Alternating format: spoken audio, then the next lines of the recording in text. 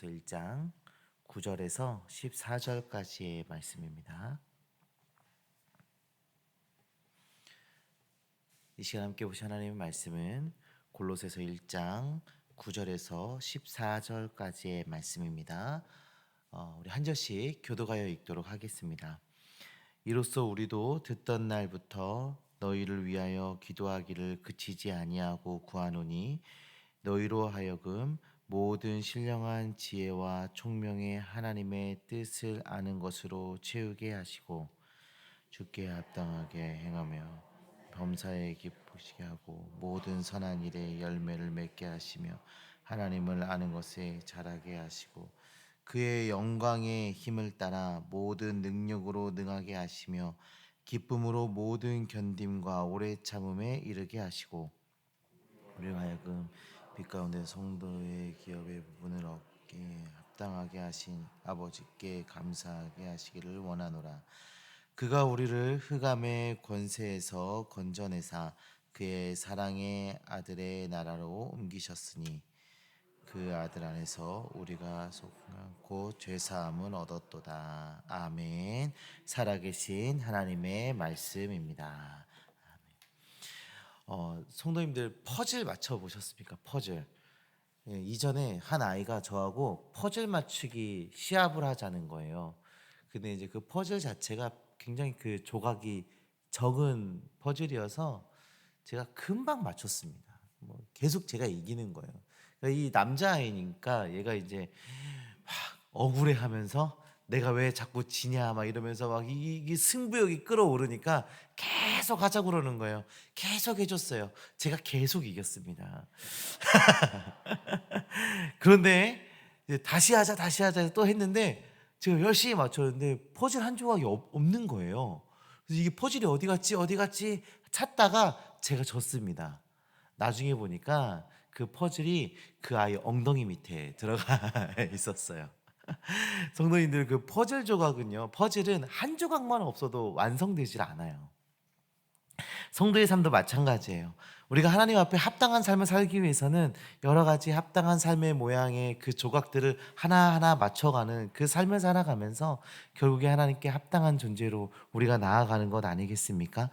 오늘 우리 본문의 말씀은 우리 바울 선생님께서 골로새 교회 성도들에게 하나님께 합당한 자의 그 삶의 합당한 자의 삶을 위해서 기도하는 장면이 나오고 있습니다. 그 기도 안에는 성도다움, 그런 주님께 합당한 자의 그 삶의 그 모습의 퍼즐들이 하나하나 담겨져 있는데요. 오늘 말씀을 통해서 이 성도다운 삶이 무엇인지, 주님께 합당한 그 삶이 무엇인지 우리 다시 한번 상기하고 또 그 삶을 살아가겠노라 다짐하는 이 시간 되기를 주님의 이름으로 축원합니다. 사도 바울은 골로새 교회 안에 믿음과 사랑과 소망이 자리하고 있다는 소식을 듣고 감사하는 내용으로 이 골로새서를 시작하고 있습니다. 예수 그리스도에 대한 믿음, 하나님을 사랑하고 이웃을 사랑하는 그 사랑을 가지고 살아갑니다. 그리고 저 천국을 소망하면서 믿음을 가지고 사랑을 실천하는 그 사람들이 이 골로새 교회 성도들이었던 것이죠. 사도 바울은 그것으로 감사해하고 있습니다. 그리고 오늘 우리가 읽은 이 본문을 통해서 우리가 알 수 있듯이 감사만 하고 있었던 것이 아니라 그들을 위해서 사도 바울은 기도하고 있었습니다. 자, 우리가 그 기도의 내용을 한번 살펴보고자 할 텐데요. 우리 9절, 10절 말씀을 우리 다 같이 한번 읽도록 하겠습니다. 이로써 우리도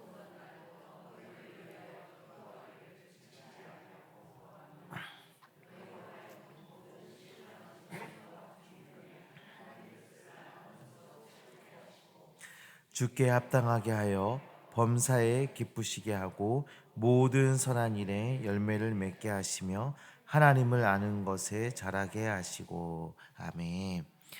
이 말씀에서 이 우리 바울 선생님의 두 가지 기도 제목을 찾아볼 수가 있는데요.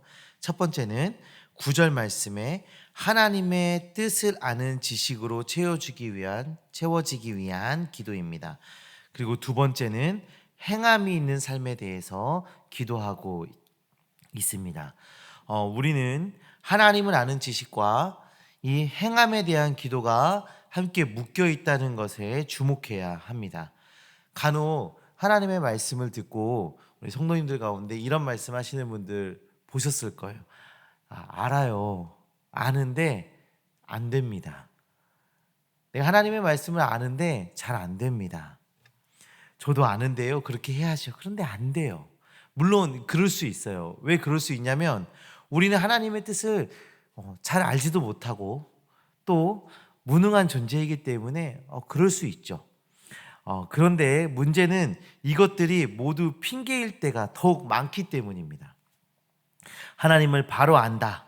하나님의 말씀을 바로 안다는 것은 무엇을 말하는 거예요? 방송이나 책을 통해서 어떤 지식을 습득하는 것인가요? 아니죠. 하나님을 바로 안다라는 것은 하나님의 말씀대로 사는 것이죠. 사실 아는데 잘 안 된다라는 말은 우리 안에 그냥 연약함을 드러내는 것이고 우리 안에 죄의 흔적을 드러내는 것일 뿐입니다. 성도님들, 성경은 우리에게 단 한 번도 하나님을 아는 것과 살아내는 것을 분리해서 말하고 있지 않습니다. 이 둘은 언제나 연결되어 있고 그것이 성도의 합당한 삶이라는 것을 말씀해주고 있어요. 자, 이 두 가지 기도 제목을 이제 하나하나 살펴볼 텐데, 자, 9절 보시면 모든 신령한 지혜와 총명의 하나님의 뜻을 아는 것으로 채우게 하시고, 하나님의 뜻을 아는 지식에 대해서 구하고 있습니다. 이 당시에 이 골로새서가 쓰여졌을 때 골로새 교회 안에는 어떤 문제가 있었습니까? 이단에 대한 문제가 있었죠. 영지주의자들이 이 교회 안에 들어와서 극단적 금욕주의를 이야기하고 또 성도들이 그것에 빠져 있었습니다. 성도들은 은근히 그 말을 들으면서 그들의 말을 들으면서 야, 들어보니까 이 사람들의 말도 일리가 좀 있는 것 같아 하고 생각했을 거예요. 그러니까 그들의 말을 따라서 이 금욕주의에 빠져 생활하게 되었던 것이죠. 이들은 세상의 거짓 가르침에 분별할 능력이 필요했던 것입니다. 그리고 하나님의 말씀을 바르게 깨달을 수 있는 능력이 필요했던 것이죠. 그래서 바울은 골로새 교회가 이단의 공격을 받고 있다는 그 소식을 듣자마자 그때부터 그들을 위해서 신령한 지혜와 총명을 가지고 하나님의 뜻을 아는 것에 대해서 기도하기 시작했던 것입니다. 이 신령한 지혜와 총명은 우리에게도 필요해요. 이 지혜와 총명은 세상의 거짓된 지식을 분별하는 데도 사용되지만 하나님의 뜻을 바로 아는 것에도 필요하기 때문에 당연히 우리에게도 필요한 것이죠. 우리는 살아가면서 하나님께서 원하시는 것이 무엇인지 궁금할 때가 너무 많이 있지 않습니까? 그럴 때 우리는 기도해야 하는 것입니다. 하나님, 우리에게 신령한 지혜와 총명을 주셔서 하나님의 뜻을 잘 분별하며 살아가게 하여 주세요. 기도해야 하는 것입니다. 하나님의 뜻을 알아가며 살아가는 인생은 정말 복된 인생인 것입니다. 또 우리가 주목해야 되는 건 이 지혜와 총명이 특정한 어떤 계층, 특정한 인물에게만 주어지는 것이 아니라 모든 성도에게 임하기를 구하고 있다는 것에 대해서 우리가 주목해 봐야 합니다. 우리가 거짓 교사들을 분별하는 방법 중에 하나가 있어요. 우리가 거짓 선생님들을, 거짓 교사들을 분별하는 방법 중에 하나가 특별한 사람만 신령함을 가지고 높은 수준의 지식을 소유했다라고 말하는 것, 이것은 거짓 지도자일 수 있습니다. 우리나라의 유명한 이단들 보세요.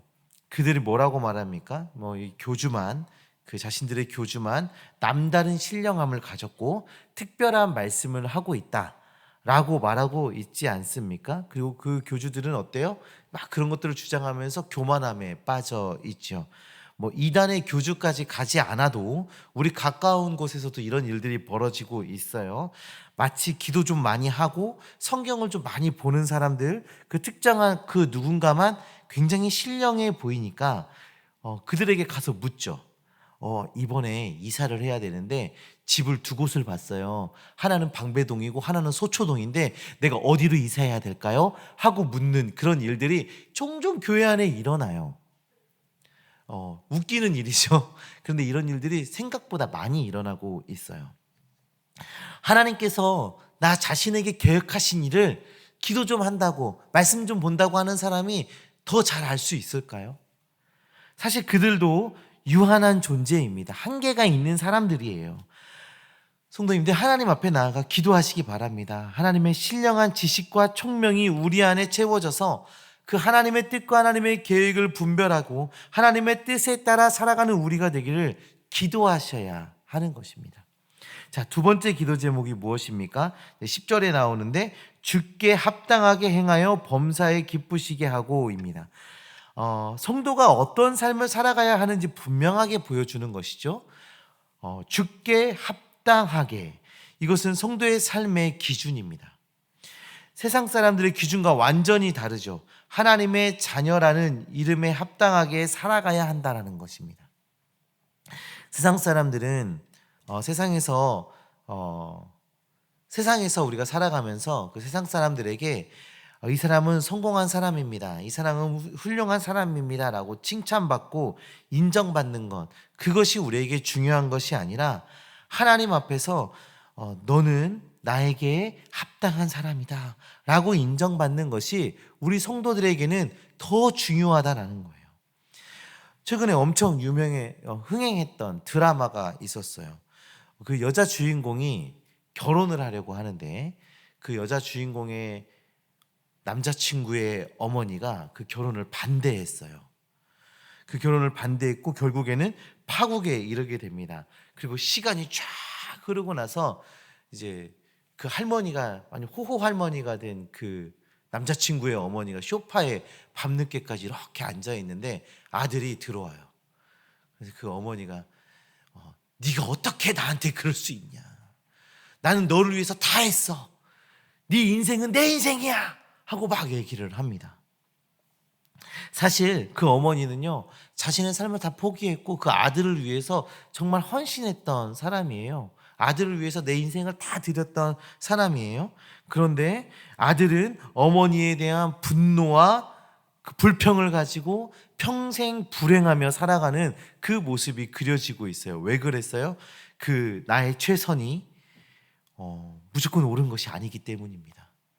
상대방이 원하는 것에 대해서 최선을 다해야 하는데 그냥 내가 바라는 대로 내 뜻대로 최선을 다했다는 것이죠. 나의 최선이 중요한 것이 아니라 상대방에게 합당하냐 합당하지 않느냐가 중요한 문제인 것입니다. 사랑하는 성도님들, 우리의 최선, 우리의 열심의 방향은 어디를 향하고 있습니까? 하나님의 신령한 지혜와 총명을 구하시고 하나님의 마음에 합당한 그 삶의 방향을 가지고 살아가는 주님의 자녀들 되시길 바랍니다. 하나님이 원하시는 방향에 내가 최선을 다하는 삶을 살아가시길 바랍니다. 자, 그렇다면 주께 합당하게 행하고 범사에 기쁘시게 하는 그 삶이 무엇인지 우리가 이제 알아야 하는데요. 본문에서 네 가지가 기록되어 있습니다. 자, 첫째는 10절에 보시면 모든 선한 일에 열매를 맺는 것입니다.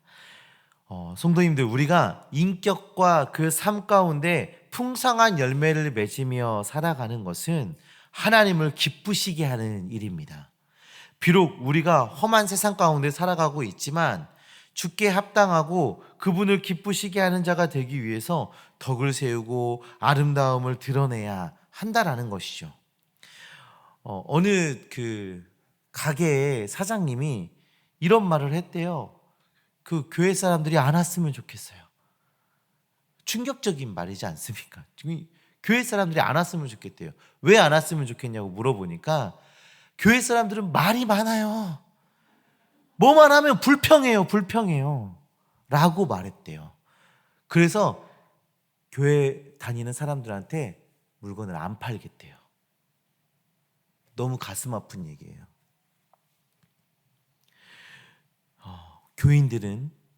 교회는 그런 소리를 들어서는 안 됩니다. 예수 그리스도를 알고 믿음을 가지고 사는 그 사람들, 예수 그리스도를 알고 그 믿음을 가진 사람은 그 연수가 채워져 갈수록 주님을 더 닮아가는, 예수 그리스도를 닮은 그 인격으로 빚어져 가야 하는 것입니다. 자, 두 번째는 또 10절에서 나오는데 하나님을 아는 것에 자라가야 하는 것입니다. 이것은, 하나님을 아는 것에서 자라가는 이것은 성도들이 이 세상을 떠나는 그 순간까지 해야 할 일이에요. 성도들에게 위기의 순간이 다가오는데 그게 무엇이냐면, 야, 난 다 됐어, 난 다 알아, 나는 충분해 라고 말하는 것, 그것은 성도에게 위기입니다. 위기. 성도가 하나님을 알아가고 믿음의 삶에 대해서 알아가는데 충분하다, 이 정도면 됐다, 이런 것은 없습니다. 하나님을 아는 지식에는 끝이 없습니다. 우리는 주님이 부르시는 그날까지 하나님을 아는 지식에서 자라가야 하는 것입니다. 성도님들, 혹시 우리 안에 나 정도면 됐어, 이 정도면 충분해 하는 생각이 드실 때가 있으셨습니까? 위기입니다. 위기. 그 마음을 버리시고 하나님 앞에 겸손히 나아가셔서 주님이 부르시는 그날까지 내가 하나님을 알아가겠습니다, 내가 하나님을 아는 그 지식에 자라가겠습니다, 다시 한번 결단하시길 바랍니다. 자, 세 번째는 11절에 나오고 있습니다. 우리 다 같이 11절의 말씀을 함께 보도록 하겠습니다. 그의 영광의 힘을 따라.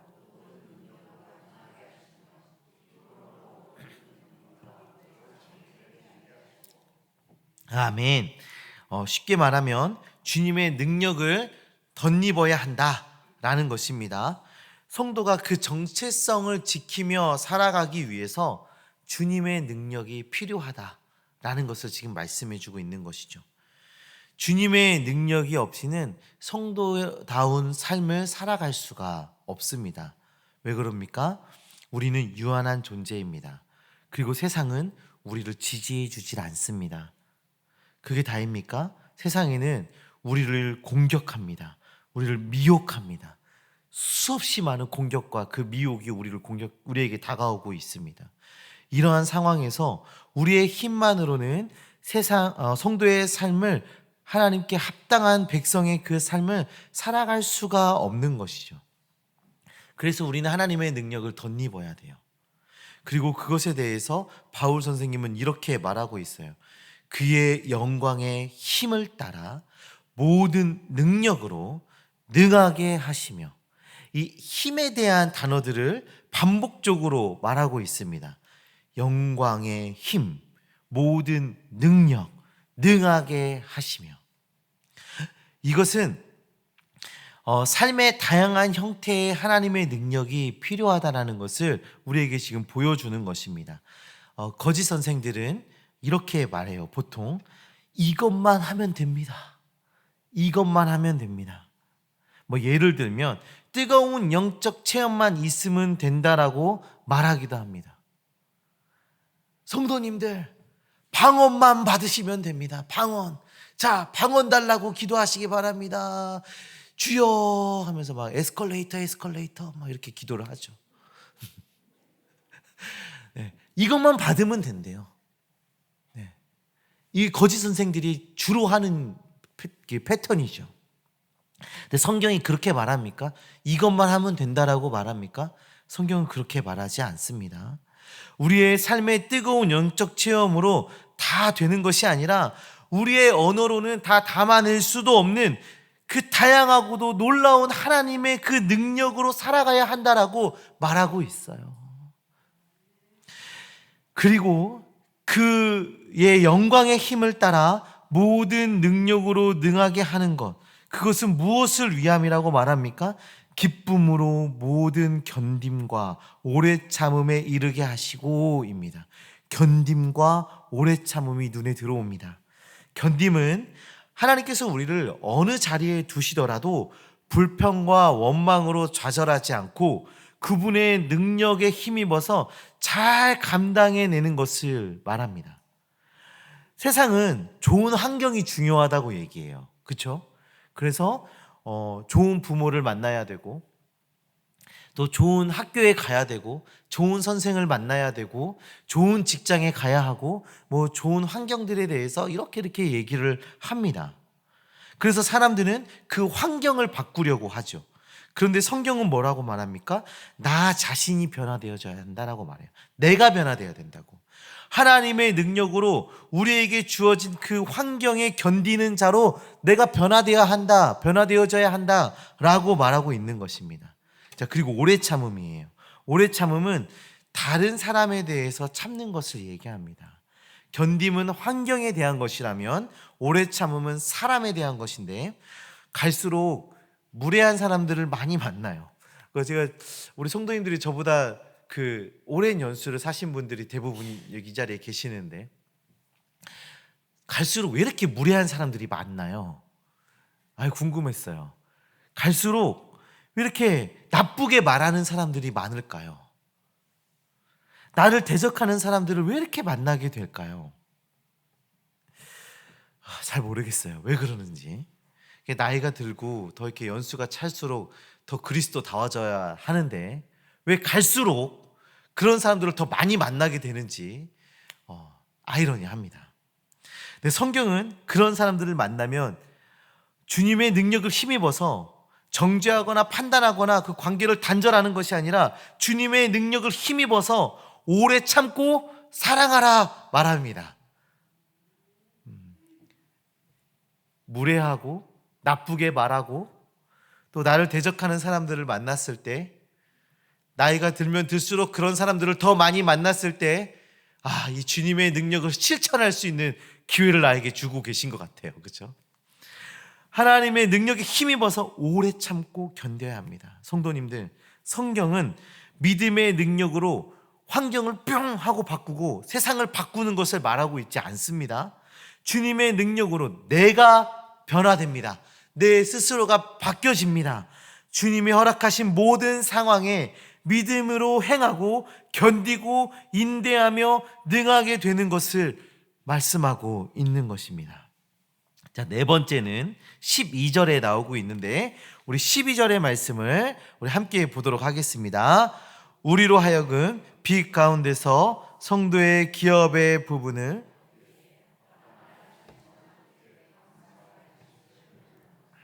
아멘. 하나님 아버지께 감사하는 삶을 살아가는 것입니다. 내일이 어버이날이죠. 우리 자녀들이 효도했습니까? 네. 아빠가, 엄마가 내 아빠여서, 내 엄마여서 너무 감사해요 라고 우리 자녀가 말했다고 한번 칩시다. 어떠실 것 같으세요? 너무 행복할 것 같지 않습니까? 그동안 내가 이 자녀를 키우기 위해서 쏟았던 그 수고와 그 노력이 다 보상받는 것 같은 느낌이 들 것 같아요. 하나님의 마음도 그렇습니다.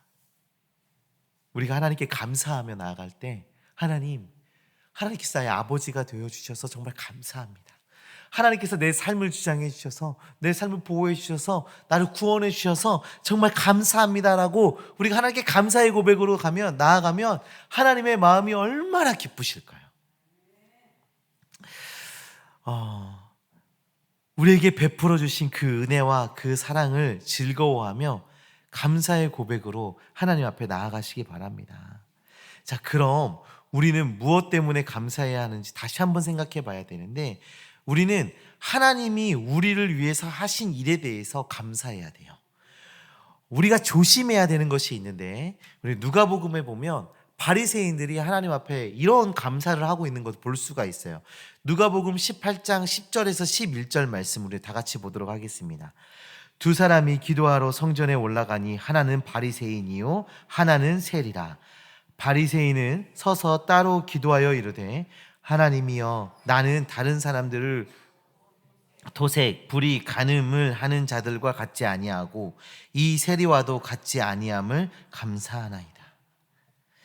이들이 지금 바리새인이 무엇으로 해서 감사해요?